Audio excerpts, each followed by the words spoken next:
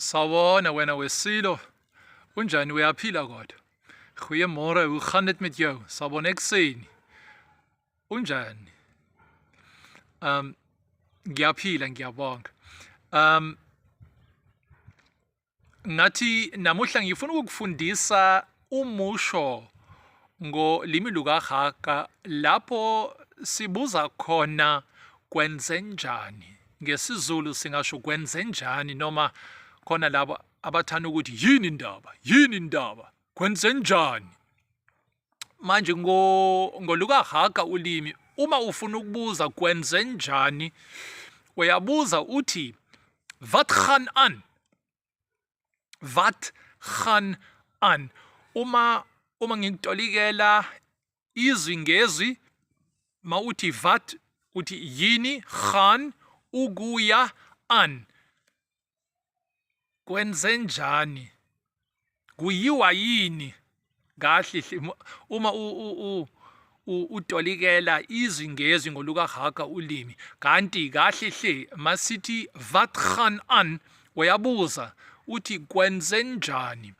Kungenzeka ukuthi khona unyakanyaka, khona inkinga, khona abamemezayo ekamelweni noma endlini noma endaweni ethize. Manje soyangena indoda ithi hey, wat gaan aan. Indoda iyabuza kwenzenjani, yini indaba. Ngolwethu ulimi, ngisho ulimi lwami lwebele olukaHaga ulimi, uyangena uyabuka ubona ukuthi kwenzenjani la. Uyabuza ngezwi eliqinile elinamandla ukuthi wat gaan aan. Uma ufuna ukubuza kwenzenjani lapha, yini indaba lapha, kwenzenjani. Ma ufuna ukufaka nalelo elithi lapha uyabuza kwenzenjani lapha. Uyafaka nalelo elithi hier, wat gaan hier aan, wat gaan hier aan.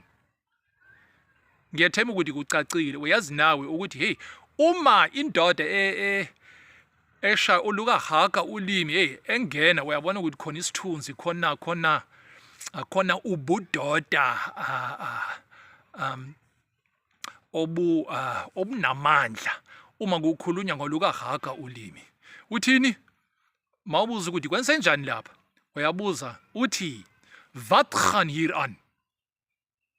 Zama nawe uthi khuluma thana. Wat gaan hier aan, wat gaan hier aan. Usubuzile manje angithi, bese uyalinda impendulo ukuze labo abagila imikhuba kuleya ndawo ukuthi baphendule. Uyabuza uthi wat gaan hier aan. Hey, sebethukile.